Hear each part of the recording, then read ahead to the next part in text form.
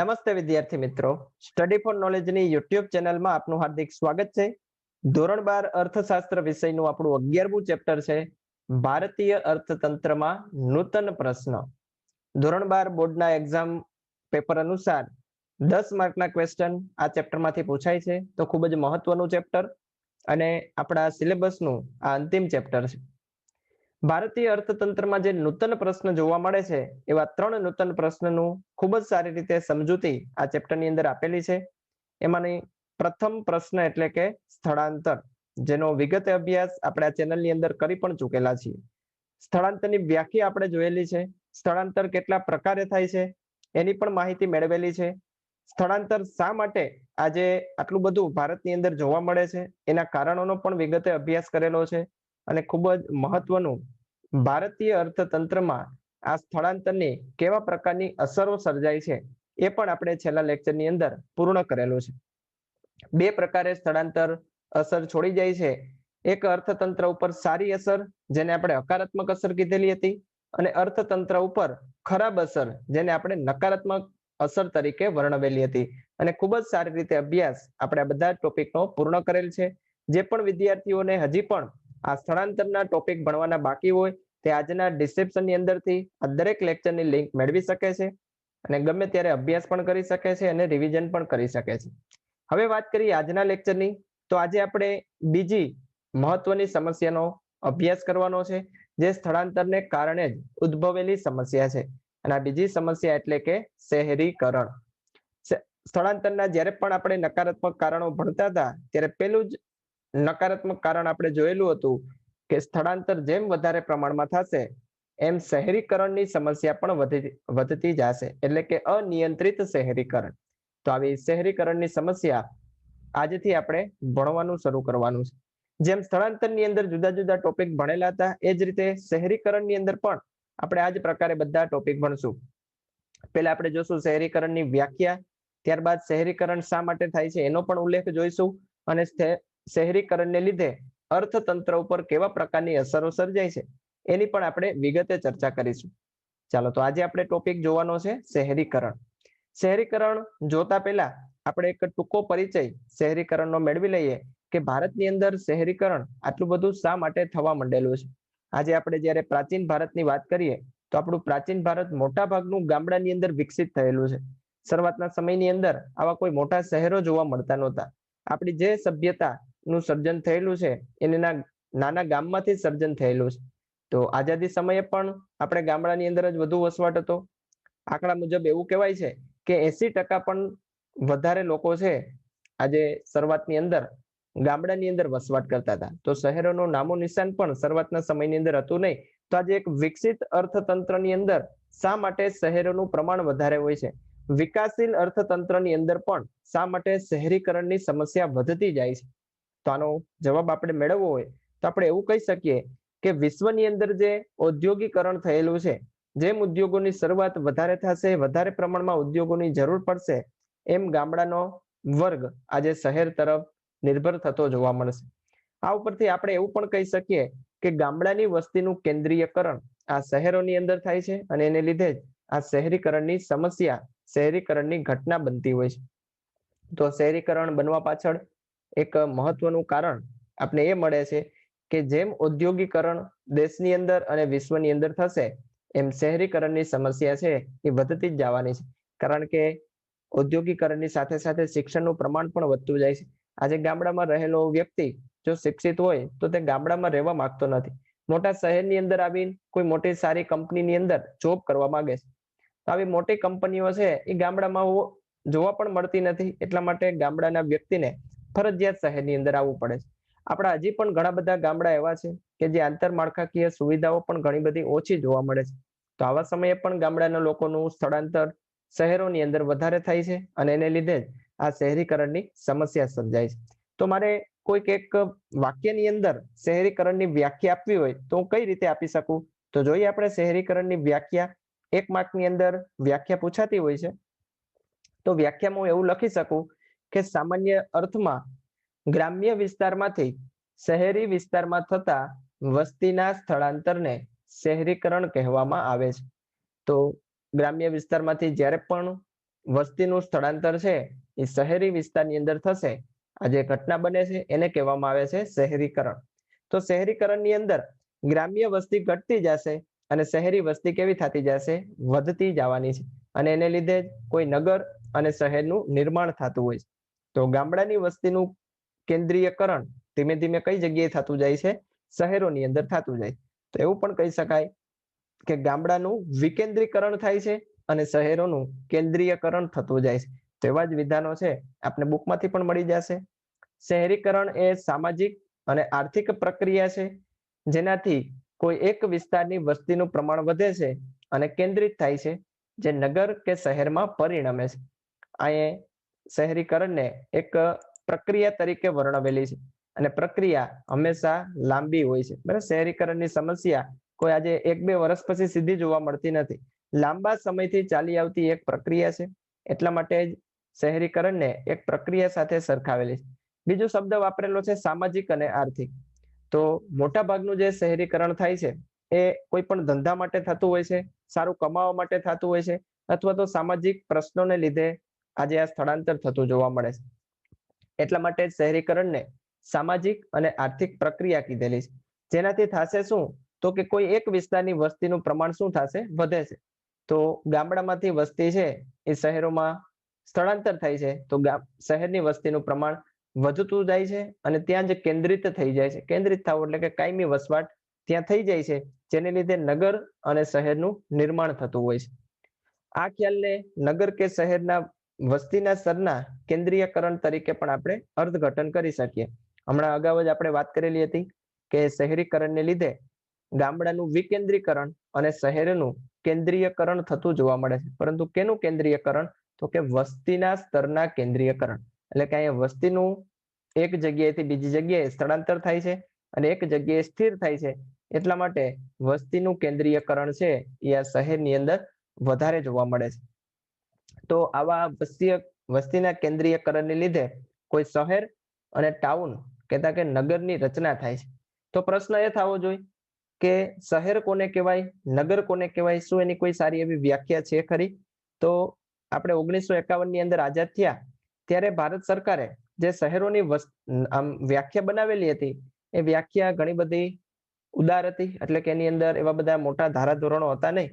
પછી ધીમે ધીમે આપણા દેશની વસ્તી ગણતરી જેમ થઈ એમ શહેરોની વ્યાખ્યા પણ બદલાતી ગઈ. બરાબર, કોને શહેર કહેવા એના માટેના અમુક ધારાધોરણો ફિક્સ કરવામાં આવેલા છે. તો હવે આપણે જોઈએ શહેરો કોને કહેવાય. બરાબર, શહેરોની વ્યાખ્યા આપણે જોઈએ.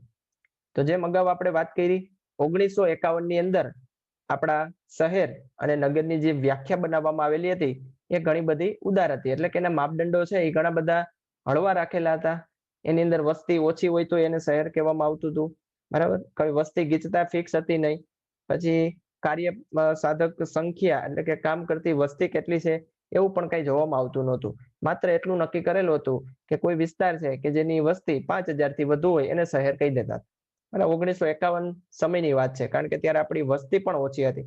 જેમ વસ્તીનું પ્રમાણ વધતું ગયું એમ આપણી શહેરીકરણની વ્યાખ્યા, શહેરની વ્યાખ્યા પણ ધીમે ધીમે બદલાતી જોવા મળે છે. એટલે કે 1951 પછીનો સમયગાળો 1961 થી શહેરની વ્યાખ્યા છે એ ચુસ્ત બનાવવામાં આવેલી છે. એના ધારાધોરણો છે એ ફિક્સ કરવામાં આવેલા છે અને દર 10 વર્ષે જે આપણી વસ્તી ગણતરી થાય છે તો 1961 પછીની આપણી વસ્તી ગણતરી બાદ આ શહેરની વ્યાખ્યા છે એની અંદર ઘણો બધો ફેરફાર કરેલો છે. તો હવે પછીનો જે આપણો ટોપિક છે અત્યારે જોશું, આપણે શહેરની વ્યાખ્યા જોવાની છે કે કેવા ધારાધોરણો આપેલા હોય અને કયા વિસ્તારને આપણે શહેર તરીકે ઓળખી શકીએ. 2 પેરામીટર આપણે જોવાના છે. બરાબર, એવા બધા જ વિસ્તારો 2 પેરામીટર કયા કયા? એમાંનો પહેલો પેરામીટર એવા બધા જ વિસ્તારો કે જ્યાં મ્યુનિસિપાલિટી, કોર્પોરેશન, કેન્ટોનમેન્ટ બોર્ડ અથવા તો નોટિફાઈડ ટાઉન કમિટી હોય. આ કોઈ પણ શહેર છે એની અંદર એક કમિટી હોય છે, વહીવટી કમિટી. કામ શું કરતી હોય? તો કે શહેરનો વિકાસ કરવો. તમે જે પણ મોટી વિસ્તાર અથવા તો મોટા શહેરો જોશો તો ત્યાં તમને મ્યુનિસિપાલિટી, કોર્પોરેશન જોવા મળશે. આ કોર્પોરેશનનું કામ શું હોય છે? તો કે એ શહેરની અંદર જે પણ વહીવટી કામગીરી છે એ કરવાની જવાબદારી આની ઉપર હોય છે. કેન્ટોનમેન્ટ બોર્ડ, તો કેન્ટોનમેન્ટ બોર્ડનું પણ કાર્ય આ જ હોય છે. જુદા જુદા જે કમ્પાર્ટમેન્ટ પાડેલા હોય છે શહેરના, તો ત્યાં બધી જ માળખાકીય સુવિધાઓ પૂરી પાડવી. તો એવો કોઈ પણ વિસ્તાર કે જે વિસ્તારની અંદર મ્યુનિસિપાલિટી કોર્પોરેશન હોય, કેન્ટોનમેન્ટ બોર્ડ હોય અને નોટિફાઈડ ટાઉન કમિટી હોય, એ વિસ્તારને આપણે શહેર તરીકે ઓળખી શકીએ. આ પહેલું ધારાધોરણ છે. હજી બીજું ધારાધોરણ આપણે જોઈએ તો એવા બધા જ વિસ્તારો કે જ્યાં નીચેના 3 માપદંડોનું પાલન થતું હોય. બરાબર, માત્ર કોઈ એવો જગ્યા કે જ્યાં મ્યુનિસિપાલિટી કોર્પોરેશન હોય તો આપણે એને સીધું જ શહેર ના કહી શકીએ. તો જ્યાં સ્થળની અંદર મ્યુનિસિપાલિટી કોર્પોરેશન હોય ત્યાં આપણે બીજા પેરામીટર જોવાના કે જ્યાં 3 માપદંડોનું પાલન થતું જરૂરી છે. એમાંનું પહેલું માપદંડ એટલે કે 5000 કે તેથી વધુ વસ્તી એ વિસ્તારની અંદર હોવી જોઈએ. જે વિસ્તારને આપણે શહેર તરીકે જાહેર કરવો છે એની વસ્તી કેટલી હોવી જોઈએ? 5000 કે તેથી વધારે. ચાલો, ત્યારબાદ બીજો પેરામીટર 75% કે તેથી વધુ કાર્યશીલ પુરુષ વર્ગ કૃષિ સિવાયના ક્ષેત્રમાંથી રોજગારી મેળવતી હોવી જોઈએ. બહુ સમજવા જેવું સેન્ટેન્સ છે. 75% કરતા વધારે વસ્તી, કોની વસ્તી? તો કે કાર્યશીલ પુરુષોની વસ્તી. જે પણ પુરુષ વર્ગ છે એ કાર્ય કરી શકે એવો છે, એમાંની 75% કરતા વધારે વસ્તી છે એ કૃષિ સિવાયના ક્ષેત્રમાંથી રોજગારી મેળવતી હોવી જોઈએ. તો શહેરી વિસ્તાર જે પણ હશે ત્યાં સૌથી વધારે વ્યવસાય પણ તમે જોજો કૃષિ સિવાયનો વ્યવસાય છે.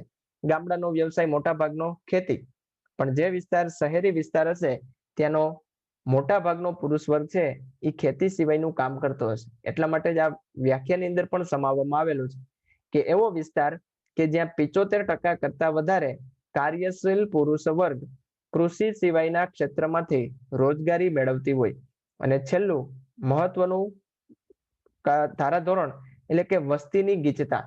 પ્રતિ ચોરસ કિલોમીટર કેટલી હોવી જોઈએ? 400 કે તેથી વધારે. એટલે કે 1 ચોરસ બાય 1 ચોરસ કિલોમીટરનું આવું ચોરસ બનાવવામાં આવે તો એ વિસ્તારની અંદર 400 કરતા વધારે વ્યક્તિઓ વસવાટ કરતા હોવા જોઈએ. જો આટલી વસ્તી ગીચતા હોય એ જ વિસ્તારને શું કહેવામાં આવે છે? શહેર. તો આ 3 ધારાધોરણ અને ઉપરનું આપણે જે પહેલું ધારાધોરણ જોયું કે મ્યુનિસિપાલિટી કોર્પોરેશન, કેન્ટોનમેન્ટ બોર્ડ અથવા તો નોટિફાઈડ ટાઉન કમિટી હોવી જોઈએ. જે વિસ્તારની અંદર આ બધી જ વસ્તુઓ ફિટ બેસતી હશે એ જ વિસ્તારને આપણે શું કહેશું? શહેર અથવા તો નગર. બાકીના એક પણ વિસ્તારને આપણે શહેર કહી શકશું નહીં. બરાબર, આ બધા જ ધારાધોરણો છે એ એકદમ પ્રોપર બેસવા જોઈએ. કોઈ વિસ્તાર એવો છે કે જ્યાં 5000 કરતા વધારે વસ્તી છે પરંતુ ત્યાં 75% કરતા કાર્યશીલ પુરુષ વર્ગ છે એ કૃષિમાંથી રોજગારી મેળવે છે, તો એવા વિસ્તારને આપણે ક્યારેય શહેર કહી શકશું નહીં. ચાલો, આ બંને મળતા હોય પરંતુ જેની વસ્તી ગીચતા છે એ 400 કરતા ઓછી હોય તો એ વિસ્તારને પણ આપણે ક્યારેય શહેર કહી શકશું નહીં. તો જે વિસ્તારને શહેર તરીકે વ્યાખ્યાયિત કરવો હોય અથવા તો કોઈ વિસ્તારને શહેર તરીકે નામને આપ્યું હોય એ વિસ્તારની અંદર આ બંને ધારાધોરણો છે એ મળતા હોવા જોઈએ. 2 માર્કની અંદર વ્યાખ્યા પૂછાય છે શહેરીકરણ, ત્યારે તમારે વ્યાખ્યા ખાસ લખવી જરૂરી બને છે. એવી પણ વ્યાખ્યા પૂછાઈ શકે કે શહેર એટલે શું, તો ત્યારે પણ તમારે આ વ્યાખ્યા છે એનો ઉલ્લેખ કરવો પડે. ખાસ જોજો, આંકડાની અંદર ઘણી વખત વિદ્યાર્થીઓથી ભૂલ થતી હોય છે. એમાં પણ વસ્તી ગીચતામાં ખાસ ભૂલ થાય છે કારણ કે અહીંયા પ્રતિ ચોરસ કિલોમીટર 400 લખેલું છે, પણ ઘણી વખત ભૂલાઈ જતું હોય છે. આપણે એકમ જોતા હોતા નથી અને એક્ઝામની અંદર પૂછેલું હોય કે વસ્તી ગીચતા શહેરોની અંદર ખાલી જગ્યા હોય છે, પછી ત્યાં આપેલું હોય પ્રતિ મીટર 400, પ્રતિ કિલોમીટર 400, પ્રતિ ચોરસ કિલોમીટર 400, તો ત્યારે આપણે કન્ફ્યુઝ થઈ જાય કે બુકની અંદર ચોરસ કિલોમીટર હતું કે મીટર હતું. એટલા માટે એકમ ખાસ ધ્યાનમાં રાખવાનું, પ્રતિ ચોરસ કિલોમીટર. એટલે કે 1 ચોરસ બાય 1 ચોરસ કિલોમીટર બાય 1 કિલોમીટરનું આપણે ચોરસ બનાવીએ તો એ વિસ્તારની અંદર 400 કરતા વધારે વ્યક્તિઓનો વસવાટ હોવો જરૂરી છે. બરાબર, તો આ વિસ્તારને આપણે શું કહી શકીએ? શહેર. ચાલો, ત્યારબાદ આપણે જોઈએ શહેરીકરણ આજે શા માટે આટલું બધું વધતું જોવા મળે છે. તો વિશ્વમાં ઔદ્યોગિકરણને લીધે ખાસ મહત્વનું આપણે શરૂઆતમાં જ વાત કરેલી હતી કે ઔદ્યોગિકરણ જે વિશ્વની અંદર થયેલું છે એને લીધે જ આ શહેરોનું પ્રમાણ છે એ વધતું જોવા મળે છે. ઔદ્યોગિકરણ એટલે શું? કે ઉદ્યોગોનું પ્રમાણ વધારતું જવું. આજે દરેક દેશને વિકસિત દેશ બનવું હોય તો એનું મહત્વનું બીજું ક્ષેત્ર છે એનું પ્રમાણ વધારતા જાય છે. ઉદ્યોગોની અંદર રાષ્ટ્રીય આવક વધશે, રોજગારીનું પ્રમાણ વધશે, એટલે ઓટોમેટિક એ દેશની અંદર ગરીબી પણ ઓછી થઈ જશે. એવી માન્યતાને લીધે દરેક દેશ છે આજે ઔદ્યોગિકરણ તરફ આગળ વધેલો છે અને આ ઔદ્યોગિકરણને લીધે શહેરીકરણનું પ્રમાણ પણ વધતું જોવા મળે છે. આ જ રીતે વિશ્વમાં ઔદ્યોગિકરણની પ્રક્રિયા જો ચાલુ રહી તો 2050 સુધીમાં વિશ્વની 2/3 જેટલી વસ્તી શહેરોમાં વસતી હશે. 2/3 એટલે કે 66% વસ્તી છે એ 2050 સુધીની અંદર શહેરોમાં વસ્તી જોવા મળશે. તો આ ખૂબ જ મહત્વનું એક માપદંડ આપણે કહી શકીએ, બરાબર, મહત્વનું વિધાન કહી શકીએ. એમસીક્યુમાં પૂછાઈ શકે કે વિશ્વની અંદર ઔદ્યોગિકરણની પ્રક્રિયા આજ પ્રમાણે જો શરૂ રહેશે તો 2050 સુધીમાં ખાલી જગ્યા જેટલી વસ્તી શહેરોમાં વસતી હશે. ત્યારે તમારે લખવું પડે 2/3 વસ્તી. ભારત દેશની કે ભારતની અંદર શહેરીકરણ ક્યારથી થવાનું શરૂ થયેલું છે? બ્રિટિશ શાસન દરમિયાન ભારતની અંદર કેવા પ્રકારે શહેરીકરણ થતું હતું? તો ભારતમાં બ્રિટિશ શાસન જ્યારે પણ હતું ત્યારે ઔદ્યોગિક વિકાસનો દર કેવો હતો? ઓછો હતો. એટલા માટે શહેરીકરણ પણ કેવું હતું? ઓછું. તો જો અહીંયા આપણે સીધું જ જોઈ શકીએ છીએ કે શહેરીકરણ ને ઔદ્યોગિકરણ સાથે સીધો સંબંધ રહેલો છે. જેમ ઔદ્યોગિકરણ વધતું જશે એમ શહેરીકરણ પણ વધતું જાય છે. પરંતુ આઝાદી બાદ એટલે કે આઝાદ ભારત દેશ થયો 1947 ની અંદર, ત્યારબાદ સરકારે ઉદ્યોગોને પ્રોત્સાહન આપવાની નીતિ અપનાવેલી હતી. એટલે કે આપણી બીજી પંચવર્ષીય યોજના. આ બીજી પંચવર્ષીય યોજનાથી સરકારે મોટા પાયાના ઉદ્યોગોને મજબૂત બનાવવા માટેની નીતિ અપનાવેલી હતી અને ત્યારથી શહેરીકરણ થવાનું શરૂ થયેલું હતું. પરંતુ આ પ્રક્રિયા પણ ઘણી બધી ઓછી હતી, કારણ કે હજી પણ આપણા દેશની વધારે પ્રમાણમાં વસ્તી છે એ ખેતી ઉપર નિર્ભર હતી. એટલા માટે શબ્દ વાપરેલા છે કે આઝાદી બાદ સરકારે ઉદ્યોગોને પ્રોત્સાહન આપવાની નીતિ અપનાવી હોવાથી ઔદ્યોગિકરણની પ્રક્રિયા ઝડપી બનતા શહેરીકરણ થવા પામ્યું. જોકે શહેરીકરણની આ પ્રક્રિયા કેવી હતી? ધીમી હતી. તો આજે શહેરીકરણ ભારત દેશની અંદર નૂતન પ્રશ્ન શા માટે બનેલો છે? તો એ છે આપણા 1991ના આર્થિક સુધારા. જે 1991 દરમિયાન આપણે 3 LPG રિફોર્મ્સ કરેલા છે. ત્યાર પછીથી શહેરીકરણની સમસ્યા છે એ વધારે પ્રમાણની અંદર જોવા મળે છે. બરાબર. ત્યારબાદ ઔદ્યોગિકરણને પ્રોત્સાહન આપવાની નીતિ વધુ ઉદાર બનાવવામાં આવી અને ઉદ્યોગોની સ્થાપના માટે અનેકવિધ પ્રોત્સાહનો સરકારે જાહેર કર્યા. ઉપરાંત સેવા વિભાગને પ્રોત્સાહન આપવાની નીતિને કારણે સેવા વિભાગનો પણ આ જ સમયે ઝડપી વિકાસ થતા શહેરીકરણની પ્રક્રિયાને વેગ મળેલો છે. તો જો અહીંયા કહેવા માંગે છે કે સરકારે ઔદ્યોગિકરણને વેગ આપેલો છે અને વેગને લીધે જ આજે શહેરીકરણની સમસ્યા આજે ભારત માટે ઘણી વખત સારી પણ ગણાય છે અને ઘણી વખત આ શહેરીકરણની સમસ્યા છે એ ગંભીર પણ માનવામાં આવે.